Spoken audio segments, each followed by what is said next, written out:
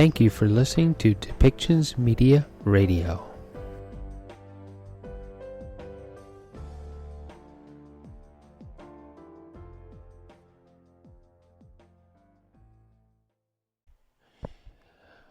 Welcome back to Depictions Media Radio. I am Michael Clogs, your host, and in this next segment with the WHO, we're going to hear talks about neglected tropical diseases that affect the poorest countries and communities around the world as a result of the COVID-19 pandemic may have made things worse.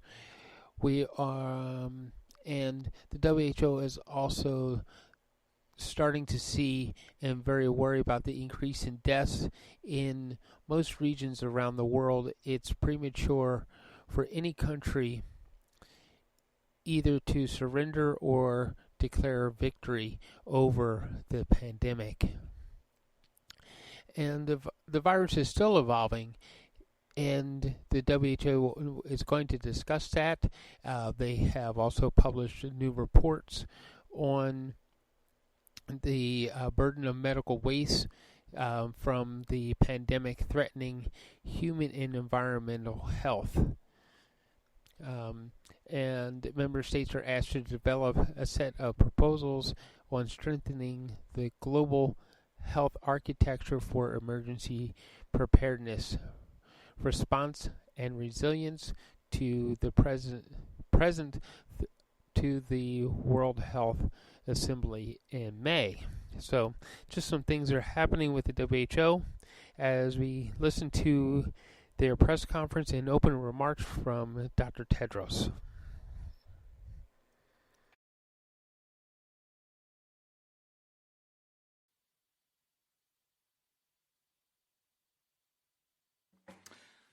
Hello and welcome to today's press conference on updates on COVID-19 and other health emergency. It is Tuesday, 1st of February 2022, and my name is Christian Lindmeier. We have simultaneous translation today available in the 6 official UN languages, plus in Portuguese and Hindi. Let me welcome the panel today. Of course, as always, Dr. Tedros Adhanom Ghebreyesus, WHO Director General, Dr. Mike Ryan, Executive Director, Health Emergencies Program, Dr. Maria van Kerkhove, the Technical Lead on COVID-19, Dr. Bruce Aylward, the Senior Advisor to the Director General and the Lead on the Accelerator.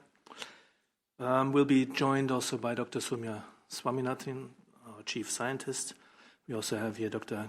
Kate O'Brien, Director for Immunization, Vaccines and Biologicals. And we're being joined online by Dr. Mariangela Simao, Assistant Director General for Access to Medicines and Health Products. Let me remind you again to get into the queue for asking questions. Please raise your hand with the raise your hand icon. And with this, let me hand over to the Director General.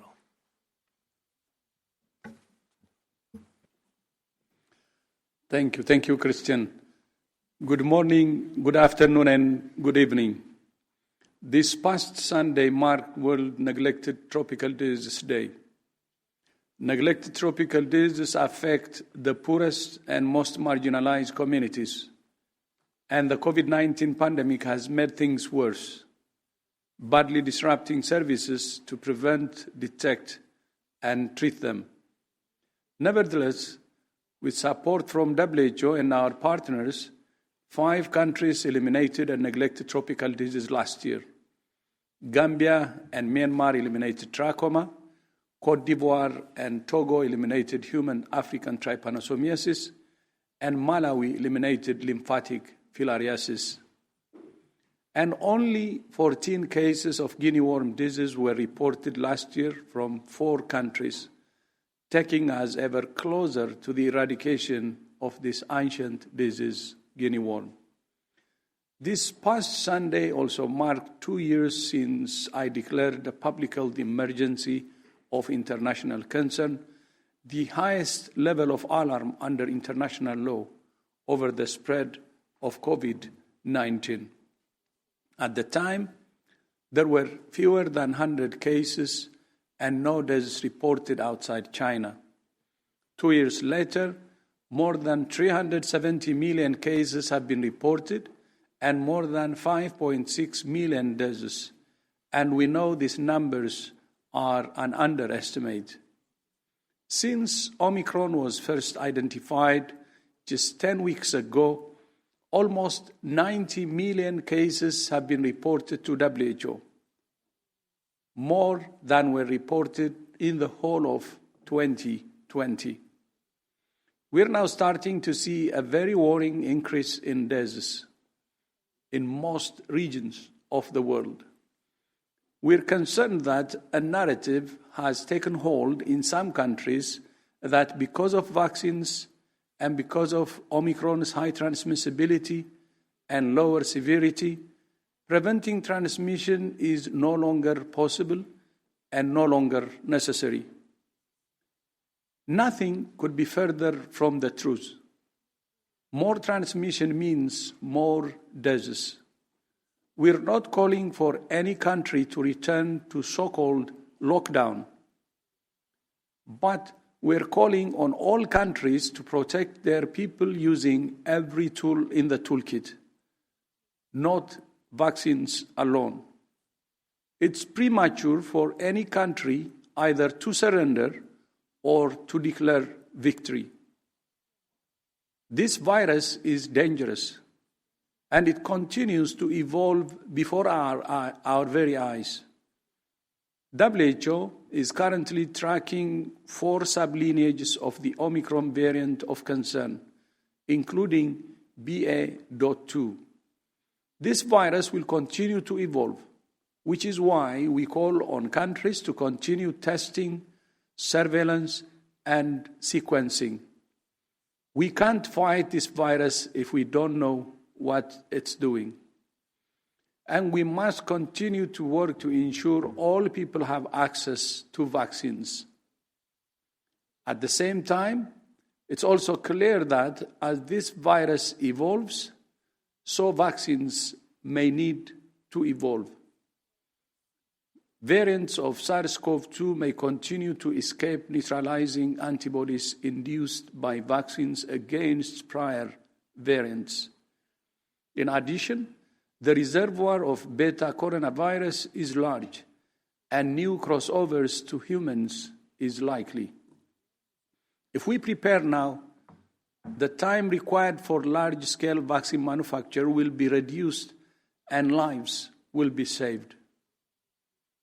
On Friday last week, WHO held our latest global consultation on COVID-19 vaccines research and on the future need for vaccines that are effective across a broad spectrum of coronaviruses. We continue to engage with scientists from the public and private sectors to exchange the latest information and guide the future development of new vaccines. It's one example of how even as we support countries to fight the pandemic now, we're also working to prepare for the future and to address its longer-term consequences. That includes the challenge of medical waste.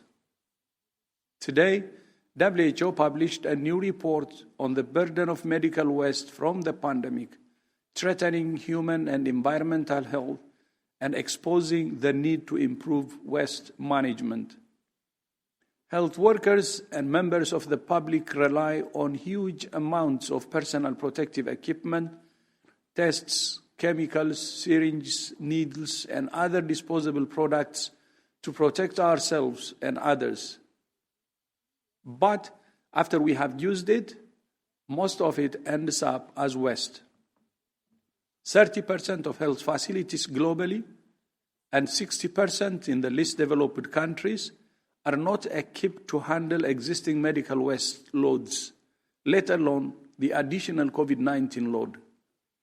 This potentially exposes health workers to needle stick injuries, burns, infection, and affects communities living near poorly managed landfills and waste disposal sites.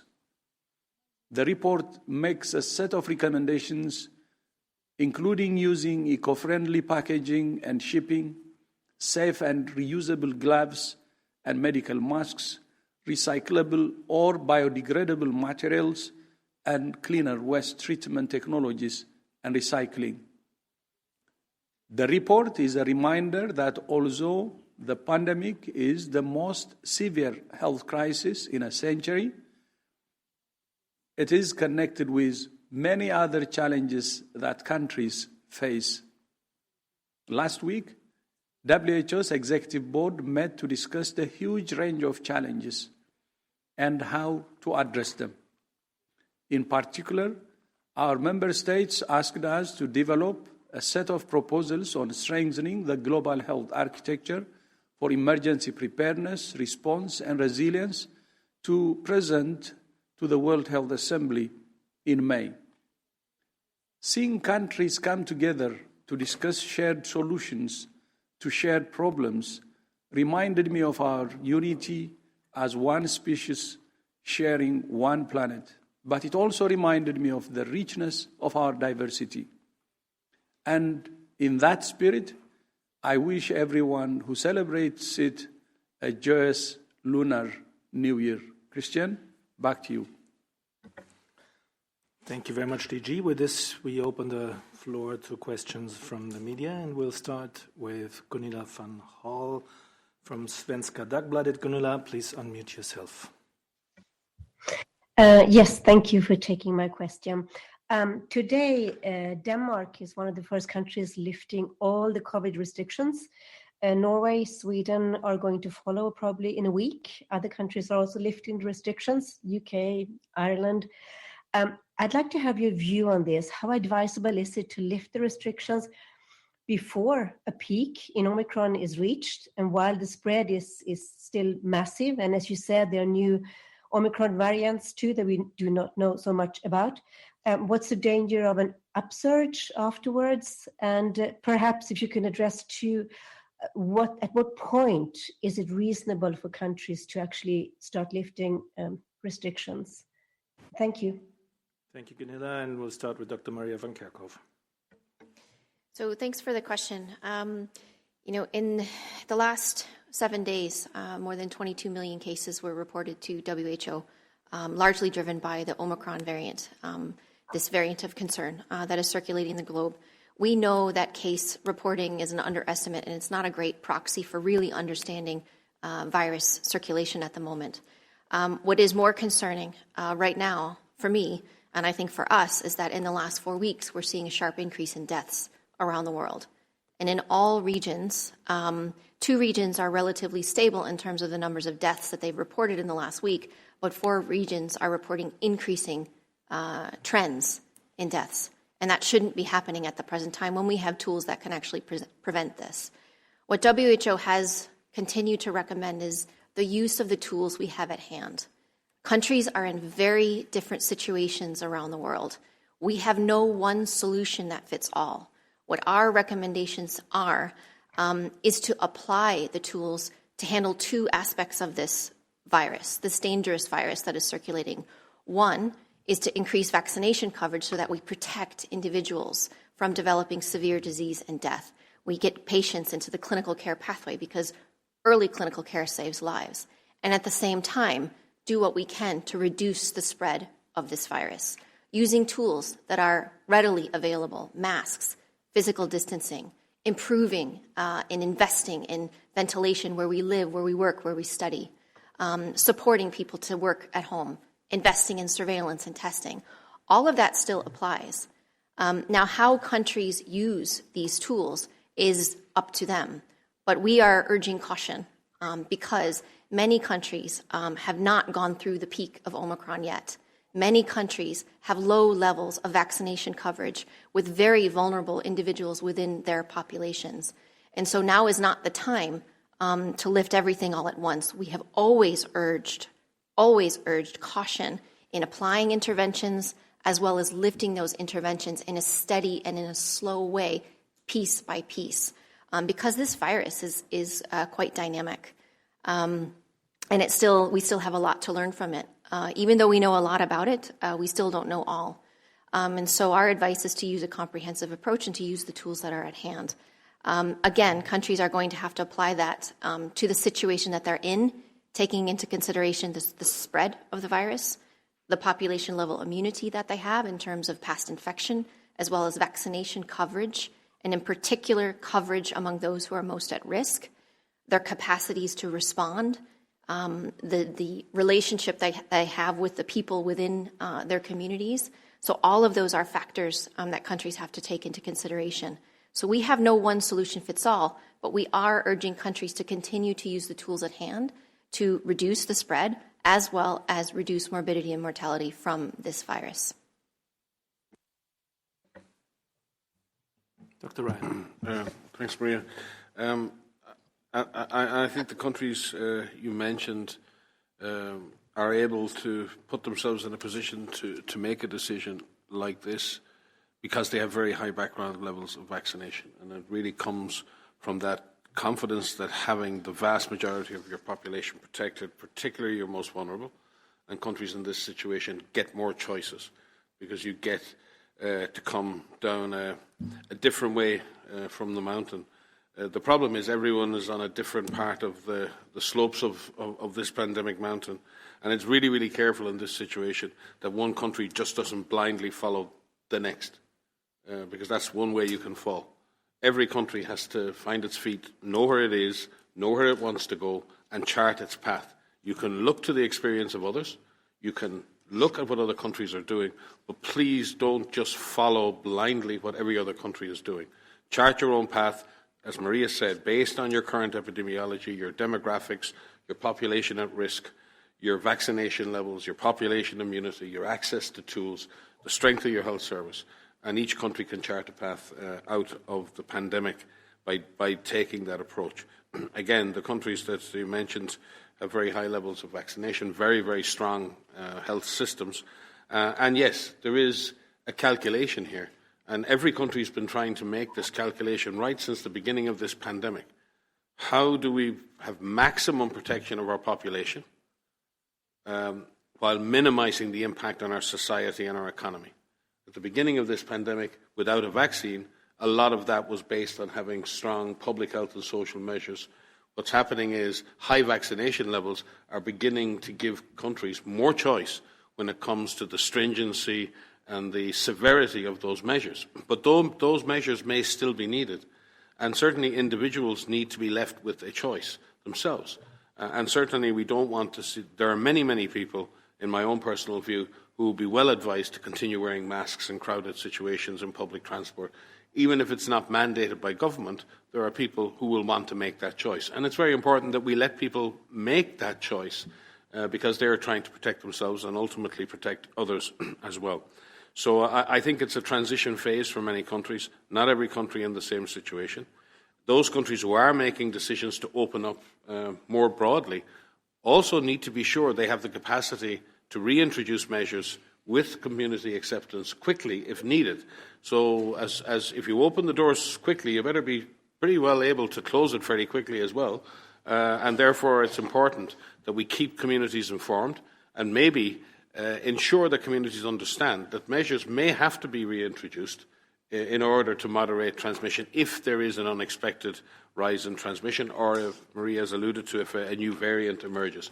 So flexibility, agility, the ability to adjust, making good decisions based on your situation, and being ready to change that if needed, I think all countries will find a way out. So we should be, in some ways, celebrating when countries get to another stage of disease control, but at the same time being cautious and know that not all paths are straight. Okay. Thank you very much, both. Next question goes to Corinne Gretler from Bloomberg. Corinne, please unmute yourself. Hi, thanks for taking my question. South Africa has dropped the isolation requirement for people who test positive for COVID but are asymptomatic. Do you know of other countries that have done so? And from an epidemiological standpoint, is it a safe thing to do? Dr. van Kerkhoff. Yeah, thanks for the question. So we are constantly looking at data as it emerges on all of these variants and our understanding of the epidemiology. You know, how does this virus spread and what do we know about that? We have recently looked at data that is available on the Omicron variant in particular as it compares to other variants of concern and looking at the infectious period of when people, you know, are infected with the virus and when they are able to pass the virus to others. And we look at this in terms of severity, whether people have symptoms or not, through their disease progression. We look at this if there are any other factors, underlying conditions, immunocompromised, et cetera. And our understanding of transmission with the Omicron variant is very similar to what we know about the other variants of concern in terms of when people transmit the virus. Most people still transmit the virus right around the time they develop symptoms, from about 2 days before symptom onset up through the first 5 to 9 days if you're mild. It can be longer if you have severe disease, and it can be even longer if you are immunocompromised. Asymptomatic individuals can transmit the virus as well. So what we do as WHO, as an evidence-based organization, we issue guidance to give countries the information that they need to set the policies that they need for isolation of confirmed cases, for quarantine of contacts of those confirmed cases. But there's a difference between what guidance says in terms of the evidence and the policies that are made. And the reason I mention that is because our recommendation for isolation is to prevent onward transmission, and as much of that onward transmission as possible. But in some countries, what they have to do is they have to shorten the isolation period or the quarantine period when they take into consideration other factors, the risk of onward spread, but also the fact that many people, and in the context of having so many cases of Omicron and so many contacts of cases of Omicron, that there's a large number of people who are in isolation or quarantine. And so when they set those policies, they're making changes to shorten the isolation period or the quarantine period because they need to keep other operations going. So we do know, and there's risks and there's benefits to that. So for Omicron, we do know that people who are asymptomatic can spread the virus, but most of the people who transmit it's really right around the time of symptom onset. So there is some pros and cons that are associated with those policies that countries are implementing. But as I said, a lot of the reasons why these policies differ is because the decision makers have to set the pros and cons of keeping other services functioning. Thank you very much, Dr. van Kerkhoff. Next question goes to Simon Ateba from Today News Africa. Simon, please unmute yourself. Thank you for taking my question. This is Simon Ateba with Today News Africa in Washington, D.C. And congratulations to Dr. Tedros for his second term in office as you guys continue to battle COVID-19. My question is to Doctors Maria van Kerkhoff, Mike Ryan, and Kate O'Brien. Doctors, are you concerned that you're on the brink of losing most of your political allies, from the US to Canada to the UK and elsewhere, with massive losses in the upcoming election because of the confusion around COVID-19 and the inability of those politicians to understand that life should move on with vaccination? For instance, what will your answers be to those who ask this question? Why should we keep wearing face masks when we are all fully vaccinated and boosted? What guarantee do we have that new variants will not continue to emerge? How long will we keep wearing face masks and killing social life and businesses? I thought you told us vaccines work. Do they work? Do they not work? And when will life return to normal?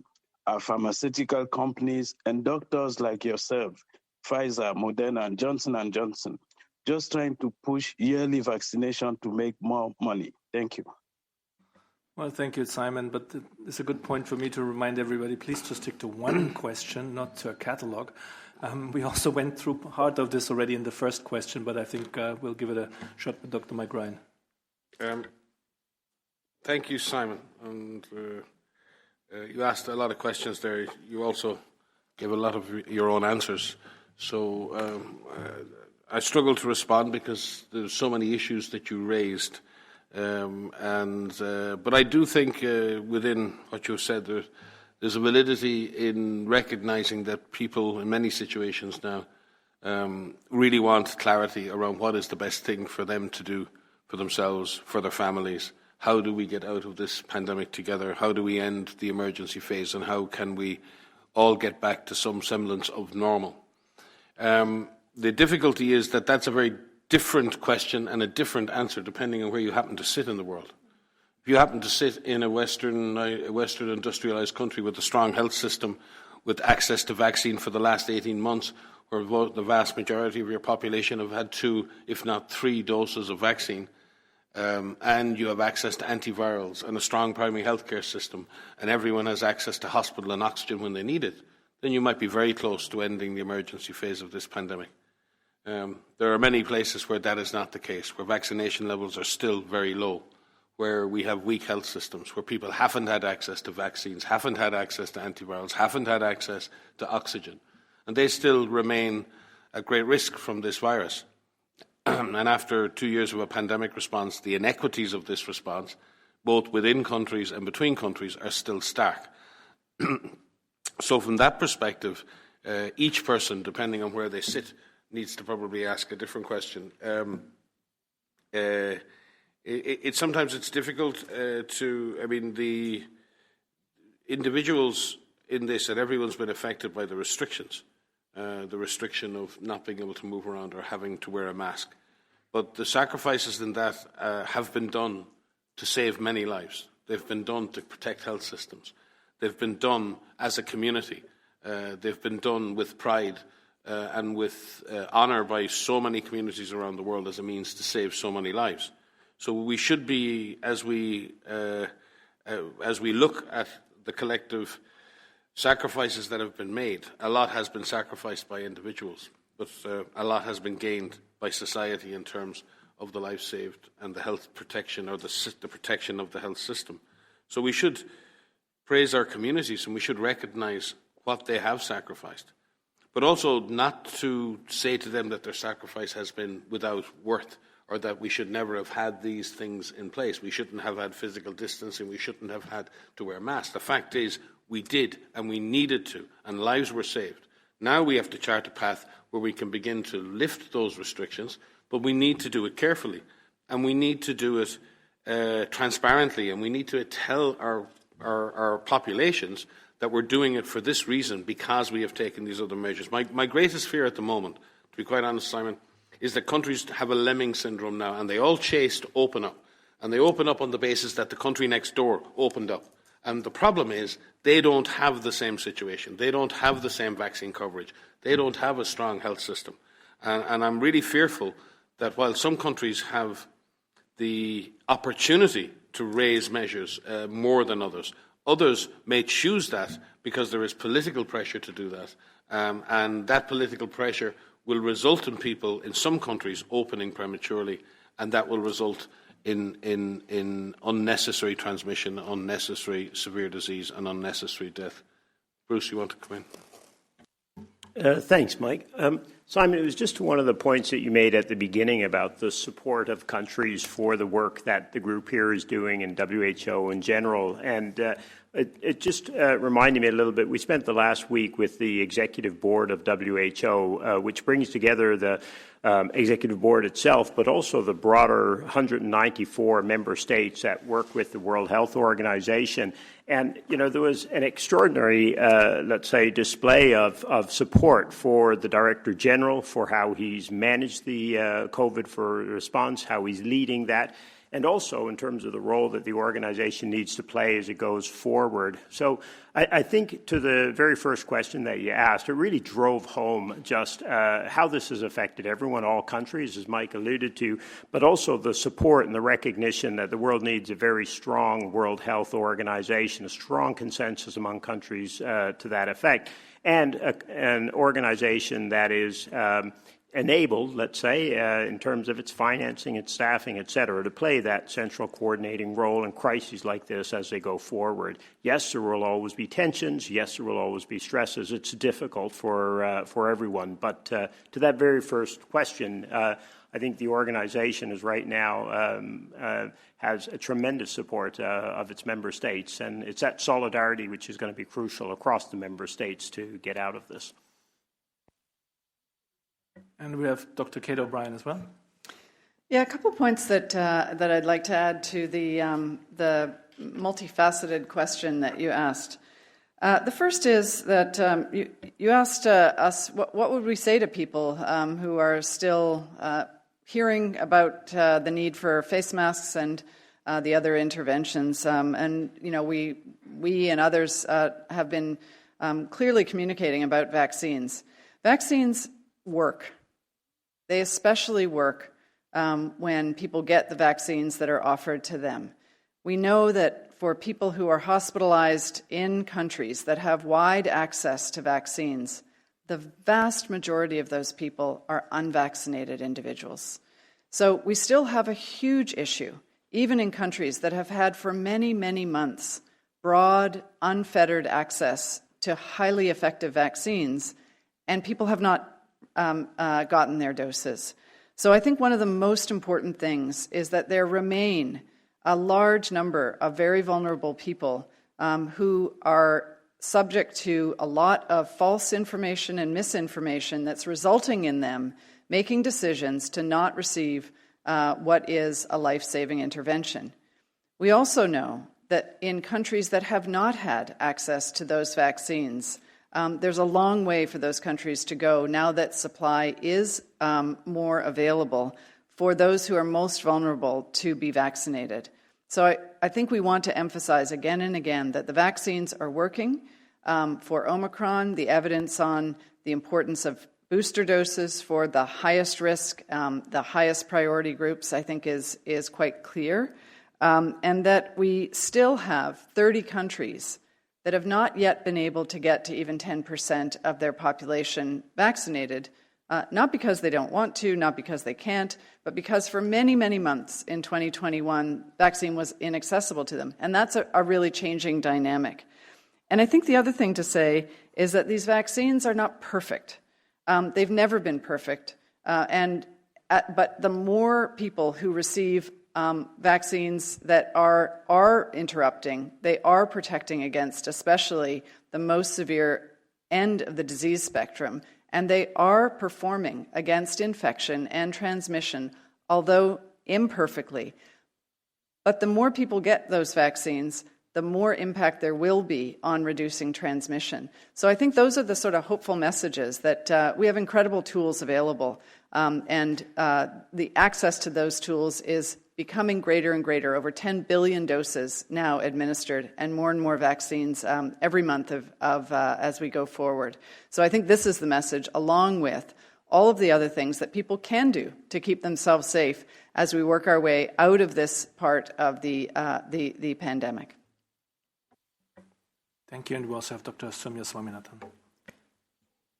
Yeah, sorry, I know that we were supposed to have one question, one answer, but I think that you raised a number of important things. What I wanted to pick off what Kate was saying was about the amount of misinformation that's circulating around one of the issues that you raised, and that is that the vaccines are not working, people are still getting infected. And I think that, the vaccine skeptics or the anti-vaxxers are using that actually to fuel this fuel a belief that, these vaccines are not working, we should just give it up because you're going to get infected anyway. And that's very far from the truth. I think Kate did explain that these vaccines are working very well, and there's more and more data coming out. Even yesterday and today there were new papers showing that the cell-mediated responses, the T-cell immunity is holding up surprisingly well, even with this Omicron variant with so many mutations. And therefore, the originally developed vaccines are still working to prevent severe disease and death, which is what we want, even though they may not be as good as preventing infection. But we're already one step ahead. And the DG mentioned that we continue to have consultations. But last Friday, there was an amazing meeting that was organized by the R&D Blueprint here, the team here, which had over 1,300 people attending from all over the world, with a very healthy and robust debate on the future of vaccines, the next generation of vaccines. How can we make better vaccines, not only to protect against infection, which means you want to generate some mucosal immunity as well, but also vaccines that can protect against a broader array of coronaviruses, what are called sarbecoviruses, so that we are prepared for future variants. And so while we must continue to vaccinate people with the excellent and existing vaccines, we're already looking at the next generation, how to be better, and perhaps even one day have a universal coronavirus vaccine that will protect us against all known coronaviruses. Thank you. Thank you very much, all. And next question goes to Maria Cheng from the AP. Maria, please unmute yourself. Hi, thanks very much for taking my question. Dr. Tedros, thanks for your New Year wishes. Kungi Fat Choi to everyone there too. I have a question related to a story the AP published last week. Given that WHO has yet to fire any senior management staff who were aware of the sex abuse in Congo, even after evidence was published, would Dr. Tedros consider terminating Dr. Kasai's contract amid the racism and abuse allegations we reported last week, as some member countries have suggested should happen? Thank you. Thank you, Maria. Let me take that, because as the DG has said at the executive board meeting, WHO has been made aware of some of the concerns since late 2021, and we have been following up. WHO is committed to a respectful and safe working environment across all three levels of the organization, and we will take firm action, including disciplinary and other appropriate measures if staff, whatever their rank, is found to have engaged in abusive conduct. Thank you. With this, we go to the next question, and that goes to Juliet Pereira from Nikkei. Juliet, please unmute yourself. Yes, hi. Thanks for taking my question. My question is regarding the origin of SARS-CoV-2. And I was wondering if researches on origin are still going on, and if the international team have planned to go back to Wuhan in China where the outbreak took place. Would it be possible to have an update on it? Juliet, we had a very bad echo here in the room. I'm looking around if people understood your question, though. Maybe you can try the key question again and go a bit off the microphone. Maybe that's the reason why it echoed so much. Can you hear me now? We hear you, but it's a bad echo. Okay, so I'll try. My question is regarding the origin of SARS-CoV-2. We think you understood? Okay, Maria von Kerkhoff will give it a try. Yes, thank you. Sorry, it was a bad echo in here. I wanted to make sure we understood your question. So yes, there is quite a bit of work that's ongoing to better understand the origins of this pandemic, the SARS-CoV-2 virus. And as you know, we as WHO, we established a new scientific advisory group called the SAGO, the Scientific Advisory Group on the Study of the Origins of Novel Pathogens. This was initiated over the summer. And over the last series of months, we have formed this scientific advisory group. We have 27 excellent advisors from all over the world with many different disciplines that are working with us to better understand what is next and what is needed to better understand the origins of this pandemic, as well as to outline a framework for the study of each and every time we have an event where there's a known pathogen that spills over from animals to humans, or there's a new virus or a new pathogen that emerges. The SAGO has met several times. In fact, we've had about 6 meetings of the SAGO itself. We have a chair and a vice chair that are running these meetings, and the Secretariat is supporting this. The work is very dynamic in terms of what they are focused on. They're focused on 3 things right now. One is the overarching elements of a framework for the study of any emerging pathogen. Second is to look at what is our current understanding of the origins of this particular pandemic, building upon previous missions that have gone to China and worked with Chinese scientists, the last of which published a report in March 2021. And then looking at all of the literature and evidence that exists to really look at the studies that have been conducted since that team came back. This group is currently working on their first set of recommendations to WHO. As a scientific advisory group, their job is to make recommendations to the Secretariat for what is needed next. And what they will be focusing on are what are the real urgent needs in terms of the studies that are necessary. And what they're looking at are the early epidemiologic studies. What do we know about those earliest suspected and known cases that were reported in China? What is known about animal susceptibility of SARS-CoV-2, of different species that can be infected with this virus? What is known about animal trade? What is known about SARS-CoV-like viruses in bats anywhere in the world? What is known about any of the earliest indications of detection of this virus, either in wastewater samples or stored clinical specimens or sera from anywhere in the world? And they are compiling all of that information right now to outline what are the current next steps. So we are expecting the report in the coming weeks. We will be reporting that to our member states first, and then that report will be made public. But there's certainly a lot to do. Many more studies are necessary to really understand the emergence of this virus. We, as WHO, won't stop until we exhaust all avenues to better understand this. But what I can say is that the group is working very hard. I can say that there is a lot more to be done. And as we learn more, we will report that to you. So it's a work in progress. But it is really critical that we continue to look for the origins of this particular pandemic, as well as prepare for any future ones. Thank you very much, Dr. Van Kerkhove. Next question goes to Erin Bunko from Politico. Erin, please unmute yourself. Hi, all. Thank you so much for doing this. Just a quick question for any of you who want to answer. Is the WHO goal of vaccinating 70% of the world's population by mid-2022 still an attainable goal? If not, why not? And can you speak to some of the barriers we're still seeing for getting low and middle income countries vaccinated? Thanks. Thank you very much. Dr. Kate O'Brien, please. Thanks so much for that question. As you know, the vaccine strategy did lay out a goal of, by the end of June, 70% coverage, not only globally but in every country, so as to really express the equity of coverage. The objective was not strictly just a global goal where some countries were very far ahead and other countries very far behind.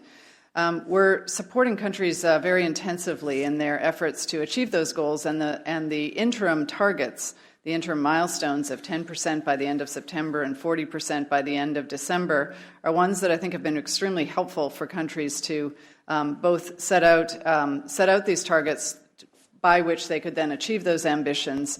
And we do see that, of course, there are countries that are still far behind, 30 countries that haven't yet reached the 10% target. And as of yesterday, 83 countries that were below the 40% target by the end of 2021. So in these countries, there's a lot of work to do. But I want to point out that these are all countries, with very few exceptions, that have achieved massive coverage goals for other vaccine purposes. These are all countries, especially in the Africa region, that have gotten rid of polio. And they've done that through massive campaigns of polio vaccine. These are also countries that are controlling other diseases, other vaccine-preventable diseases, through the use of vaccines and deployment through large campaigns, meningitis type A, certainly measles, yellow fever, many other campaigns that are carried out. So these are countries that know how to stand up campaigns. But there are a number of impediments, and first and foremost, the impediment has been that we can't look at just the past 2 months or 3 months of that vaccine supply as if that vaccine supply had been present throughout the course of 2021. This is a recent change that countries now have access to supply in a way that they can do adequate planning for large campaigns to secure this rapid increase in the absorption rate of turning vaccines into vaccinations, going from airports to arms. So there is a lot of work to be done by countries. These are also, for some countries, those that have real constraints on the number of healthcare workers that they have and a number of other elements that are necessary in order to stand up large campaigns that will assure that the people who most need the vaccines are vaccinated. We're also watching carefully and supporting countries to assure that as much as possibly can be done, that the priority populations are going first, and that means healthcare workers. As we've looked with countries across the immunization of healthcare workers, we're seeing a very substantial increase in the number of healthcare workers who are vaccinated, as well as those over the older populations, however a country is defining that. That may be over 60 or over 65. However, some of the barriers for these countries include access to funding in order to actually deploy the campaigns that they are so able to plan and deploy. And that means getting funding when and where it's needed at the district level, at the clinic level, so that the actual healthcare workers and the things that are needed in order to stand up a campaign are adequately funded. It also means doing really good planning so that the healthcare workers that are deploying vaccines are not taken away from other essential services. And again, we're supporting with an intensification of the operational support to the countries that are most in need of operational support, along with our sister organization UNICEF, along with Gavi, along with the World Bank, along with the African Union, the Africa CDC, and all partners in all regions where there are countries that are far behind. We are very confident that the supply, as long as no substantial stepbacks are made from providing supply, that we would really like to see, and we are very hopeful that the supply will continue in a way that allows countries to achieve these objectives. And COVAX is continuing to deploy hundreds of millions of doses both this month, next month, and in the months to come to assure that there is that supply available to countries.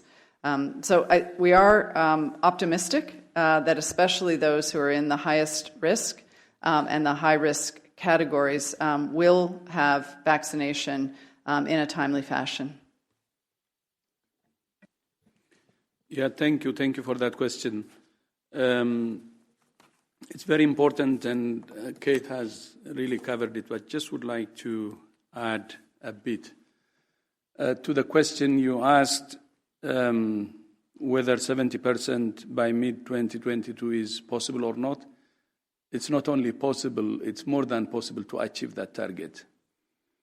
That's why I hope you may remember many times I said ending this pandemic is not a matter of chance. It's a matter of choice. So if we make the choice of delivering the 70%, which is, within capacity, then we can end the pandemic.